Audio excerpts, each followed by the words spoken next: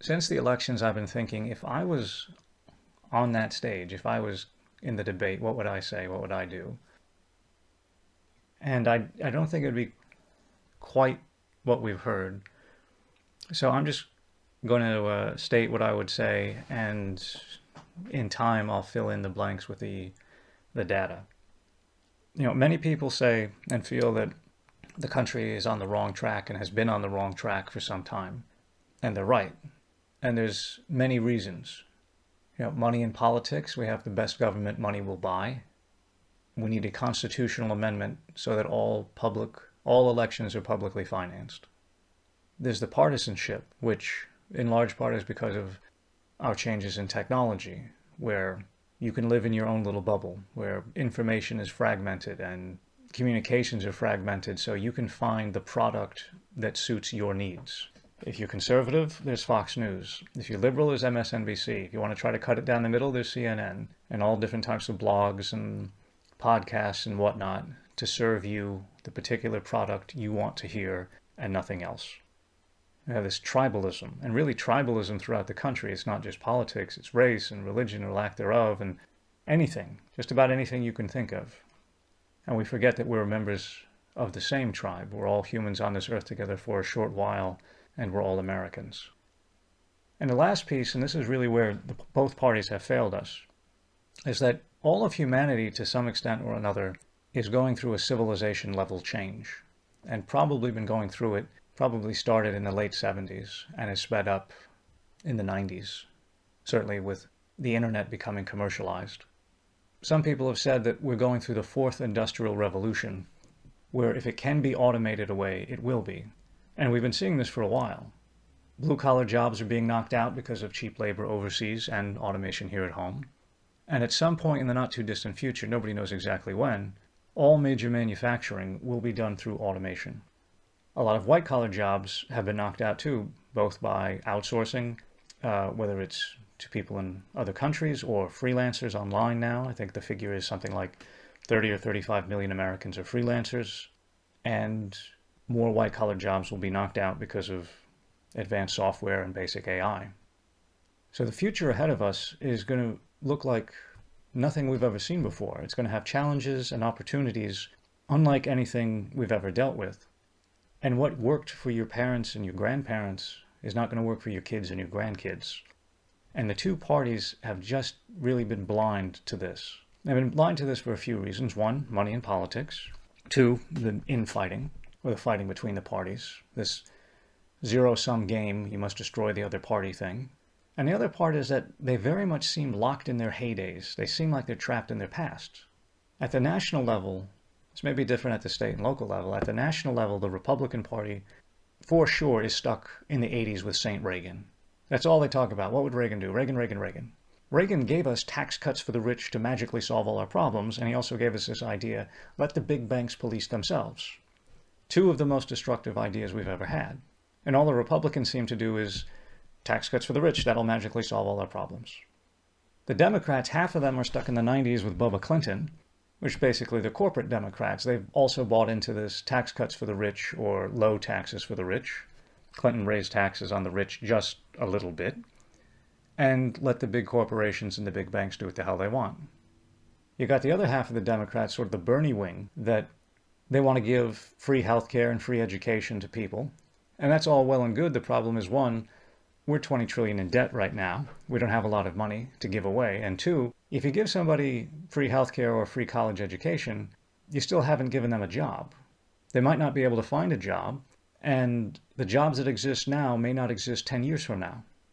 So what we ultimately have to do is not rebuild the middle class. We have to build a new middle class with new industries, new businesses, and new skill sets. And both parties have failed us on that because for the most part, for the past 20 years, they've been telling us they're going to bring it all back. They're going to bring it all back like it was in the 60s and 70s and 80s. The problem is technology has changed things too much, and they can't bring it back.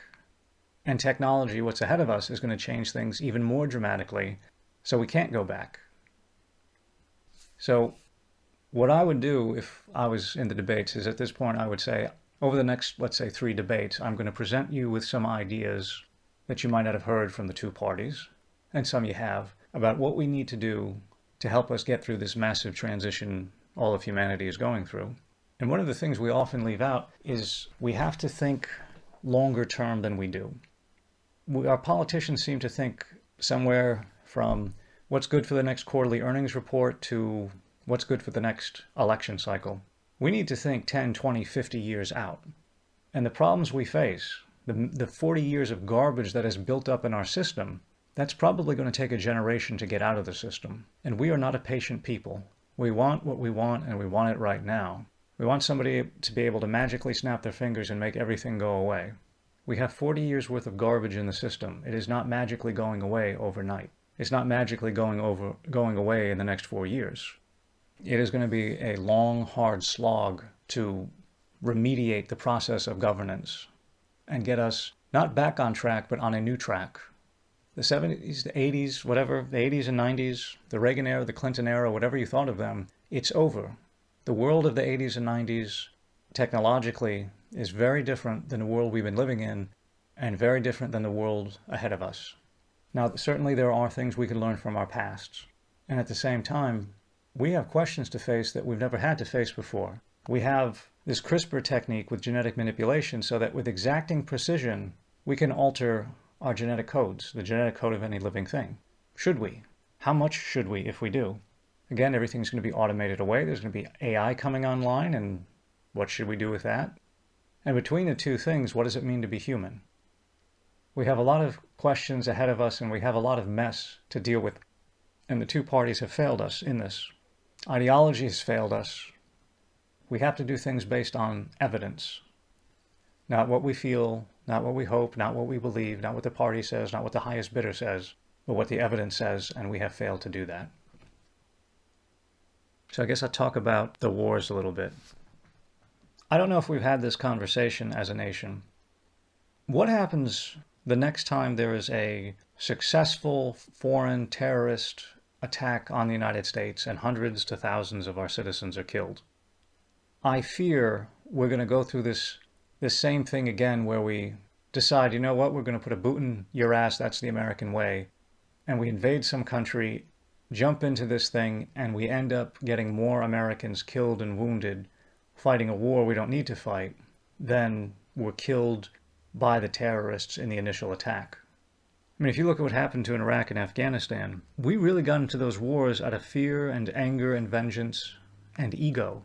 Now, there's some people who say that you shouldn't feel anger and vengeance and fear because of what happened on 9/11. It's inappropriate. I think it's completely reasonable and understandable after what happened on 9/11 to be angry and scared and vengeful. The catch is how you act on those things, and we acted unwisely. You know, sometimes vengeance and justice really aren't that different. They're the two sides of the same coin, and revenge is a dish best served cold. Going forward, we're going to have to be much more cool and calculating.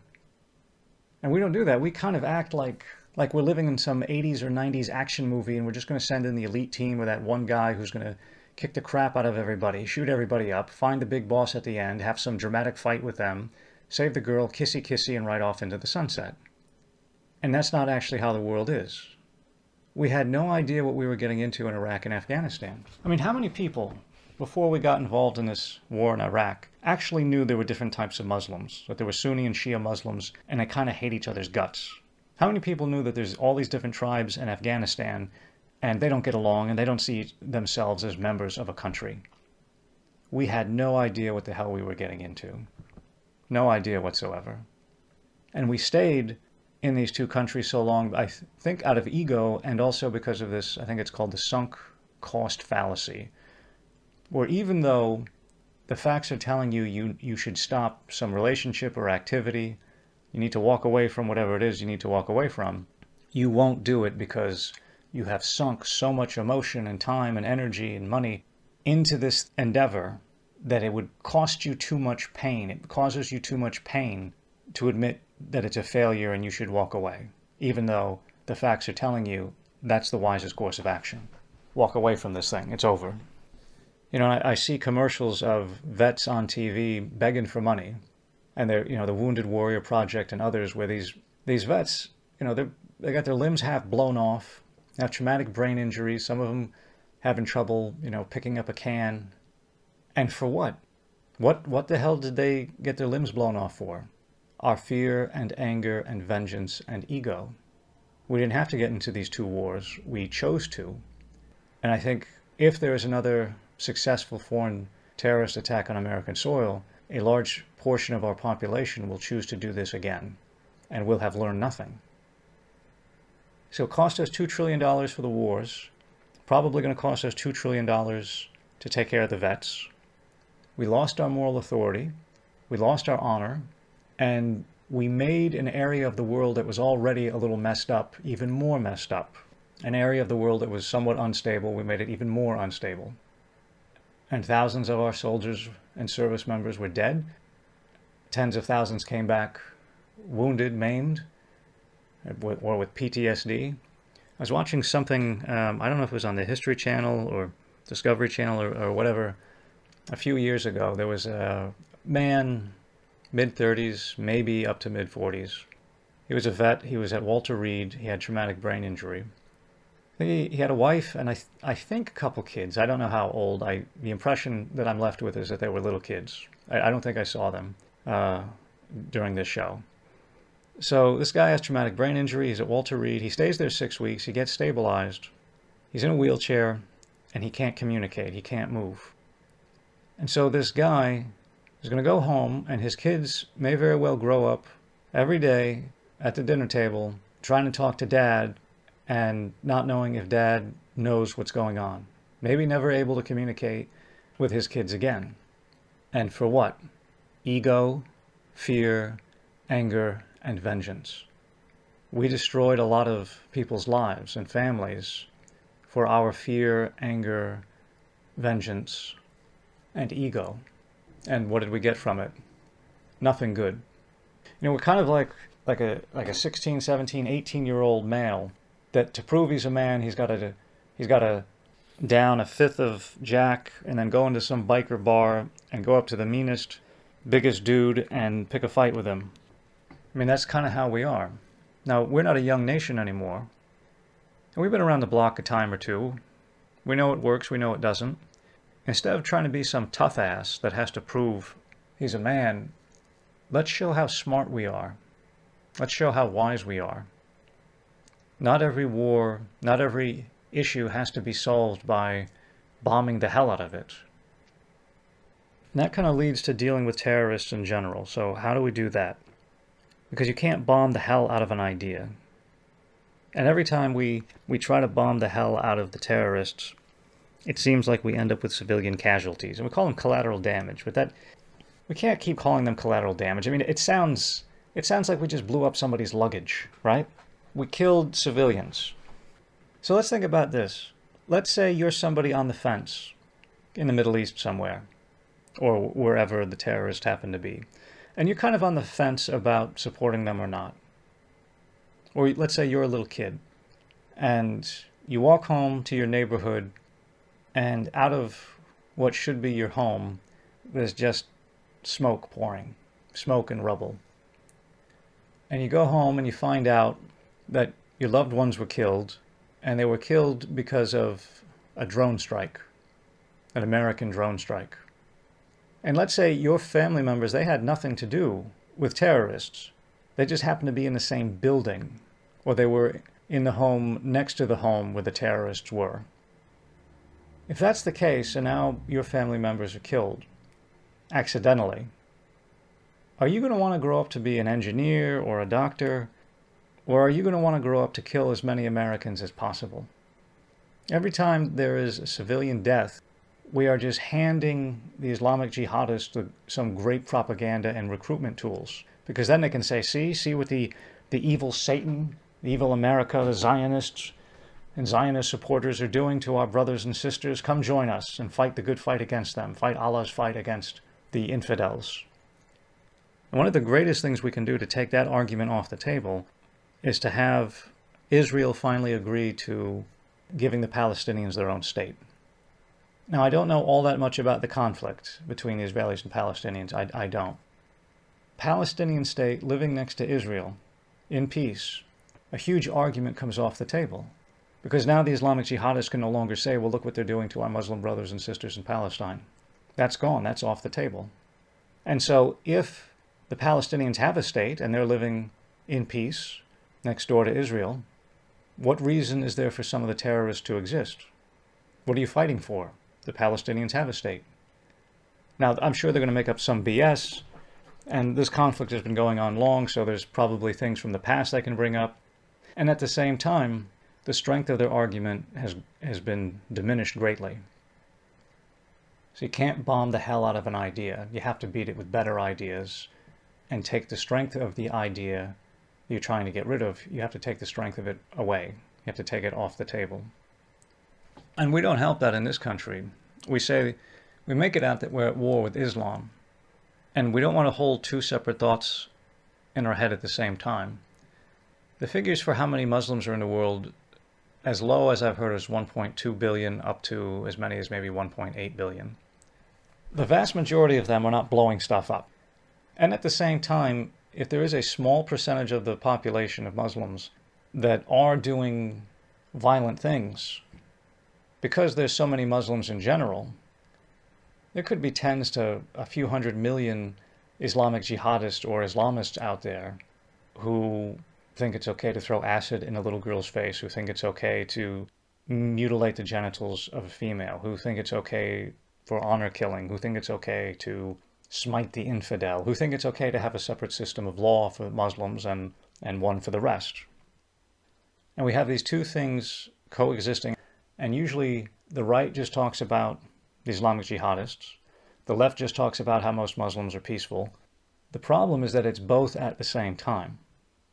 And we've got to figure out a way to separate the Islamists and the Islamic jihadists out from the rest of the population. And I don't mean physically doing that. I mean separating them as far as sympathy and support goes. And just recognizing that not everyone is Islamic jihadist. You can't just look at somebody and say, oh, they're a terrorist because they're Muslim. And it's lazy, it's irresponsible, and it's lazy thinking to do that. In general, what we can do and what we don't do, and this is across the board in all things that we have tribal, we really have to focus on treating all humans equally under the law. No one gets worse treatment, no one gets better treatment or special treatment. You know, there was a video I was watching one time, it's on YouTube, where there's an atheist, someone who was a Christian, and he's talking to his friend, a pastor, and they're having this very civil conversation about how this man became an atheist. And he said there's two types of religious people, and really these are just two types of people in general. One type of person is the my way or the highway type of person, where if you're not on their team, you don't think like them, you don't talk like them, you don't do what they do, then you are lesser than them, and to hell with you. The other type of person, or type of personality, is the type of person who thinks, you know, look, we're all humans on this earth together for a short time. And because we're all humans, we all have, and this is my part, we're going to have the same basic needs. We have the same basic potential. We're going to have the same basic experiences. And because of this, these things, we should have the same rights and responsibilities under the law.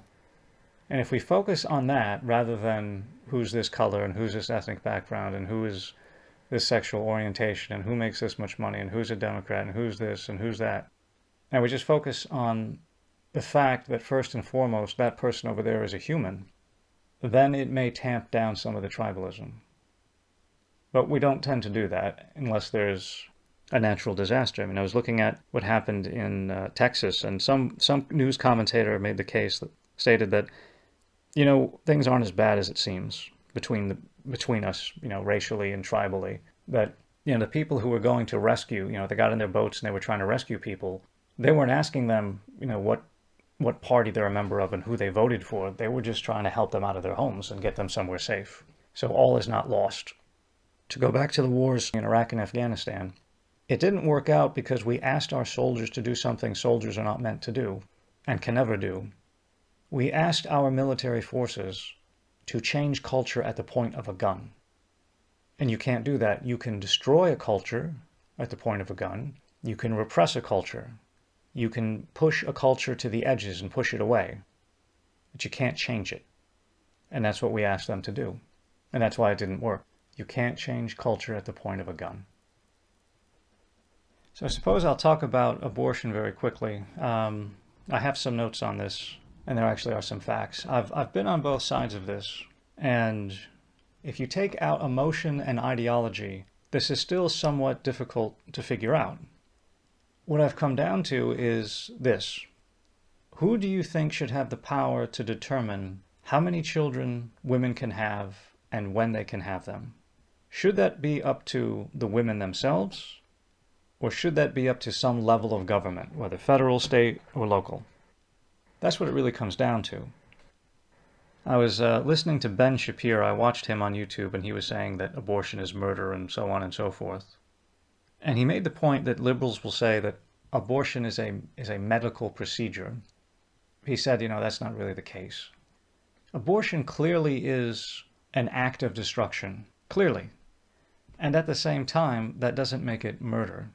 Murder has to do with intent.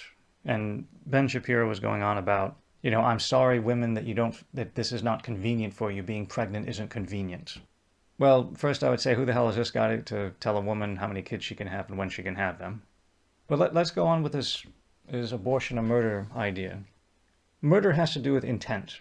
There's, from a social psychological standpoint, there's malicious aggression and there's instrumental aggression. And malicious aggression means you do harm for the sake of doing harm. Harm in and of itself. So if you say that abortion is murder, then what you're saying is this woman wants to do harm to what would have been her baby simply for the sake of doing harm. That somehow she delights in the idea that her baby-to-be is being destroyed, or she gets some satisfaction in that idea in and of itself. I don't think that's the case. I think abortion is one of the more difficult, maybe the most difficult decisions a person is going to make, because having a child or not having a child is going to change your life in a way almost nothing else will. And we need to have a little bit more respect for the woman. I'm not pro-life, I'm not pro-choice, I'm pro-woman. If the woman wants to have an abortion, that's up to her. And again, as long as it's not past the third trimester, unless for the health and safety of the mother, or in cases of incest or rape. If the woman wants to get the abortion, that's up to her, and it's not my business. If the woman doesn't want to get the abortion, she wants to carry this child-to-be to term, we should support her. We should support her either way. We should support her. We should not be supporting ideology. And it seems like we get so focused on what team you're in and so focused on the ideology, we forget that we're talking about a human. And are we supporting her, or are we supporting an idea? And I would rather support her. Ben Shapiro also made the point that you could say it doesn't matter to people who aren't having anything to do with this woman and her abortion. And he said, well, it does have an impact on society. It's just like if somebody murdered your neighbor. I don't think that's the case. If the neighbors down the road want to have 10 kids, 1 kid, or no kids, that's not my business and it doesn't really impact me. If somebody on the other side of the country wants to have 10 kids, 1 kid, or no kids, it doesn't really impact me. That's not my business. And again, ultimately, who do you want to have the final say when it comes to how many children women can have and when? Should that be up to some level of government, or should that be up to the women themselves? Thank you for your time.